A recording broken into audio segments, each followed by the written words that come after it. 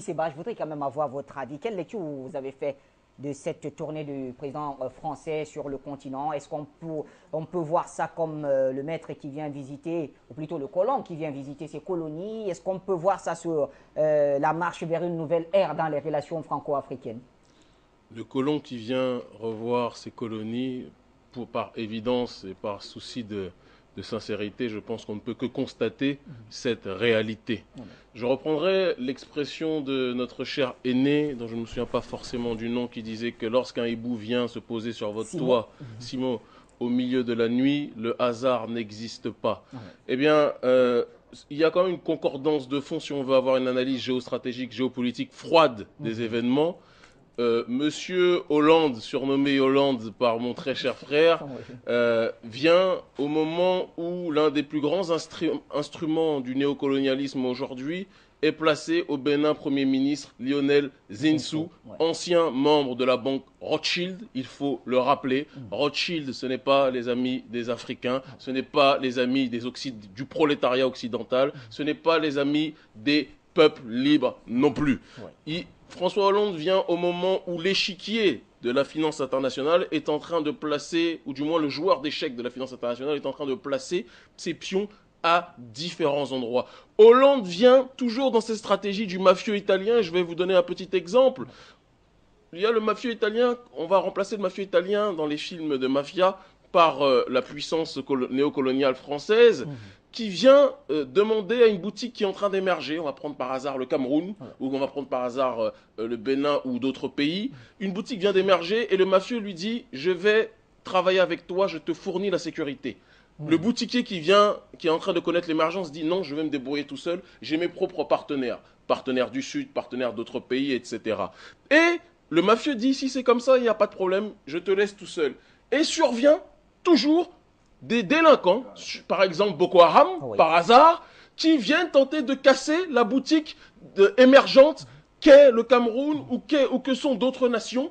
Et lorsque cette boutique est agressée par ces voleurs-là, eh bien forcément, c'est en ce moment-là que le mafieux revient et dit « tu vois, je t'avais dit que tu avais besoin de sécurité, est-ce que nous pouvons travailler ensemble ?» C'est des leçons de géopolitique essentiel que l'on se doit de comprendre. Il n'y a pas de philanthropie en politique, il n'y a que des intérêts froids. Les intérêts de l'oligarchie française ne sont pas les intérêts des Africains, et je vais même aller plus loin, ne sont pas les intérêts des Français, du prolétariat français lui-même.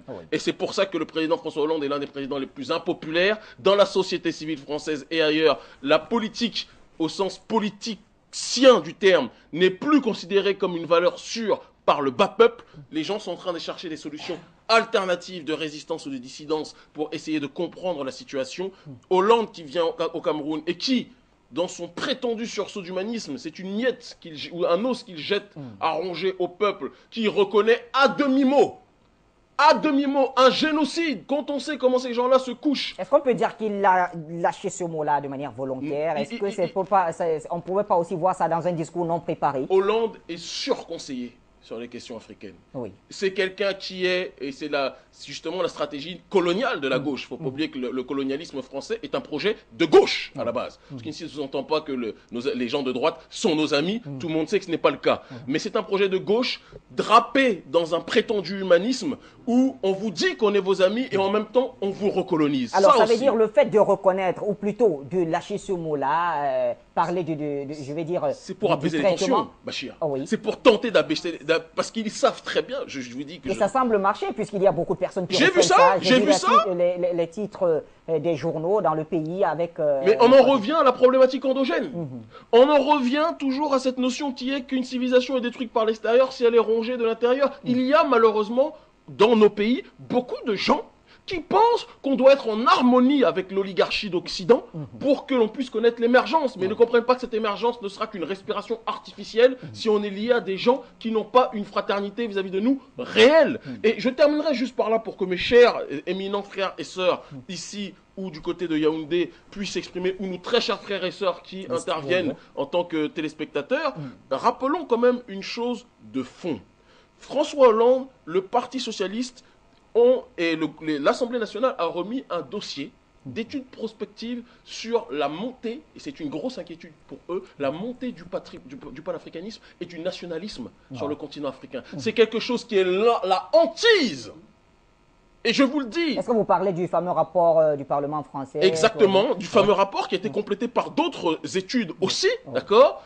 Ils sont extrêmement inquiets de cette montée. Et je vous le dis parce que là où je vis à Dakar, il faut savoir que, et c'est la première fois de l'histoire, auparavant c'était au Gabon, mais l'antenne des services secrets extérieurs français, qui était basée auparavant à Libreville, a migré à Dakar. Ils sont extrêmement inquiets de la montée du panafricanisme dans les différentes zones de notre continent. Et pour désamorcer le panafricanisme, quoi de mieux que de se présenter en ami des Africains en disant « on reconnaît vos crimes ». Mais avez-vous déjà vu un criminel qui reconnaît un crime en ne dédommageant pas les dégâts commis ou effectués qui ont été causés vis-à-vis de nos populations? Quand on voit comment ils reconnaissent les crimes avec le lobby juif, la communauté juive en Occident, ça a versé une trentaine de millions, mais ça et qui continue tout le temps.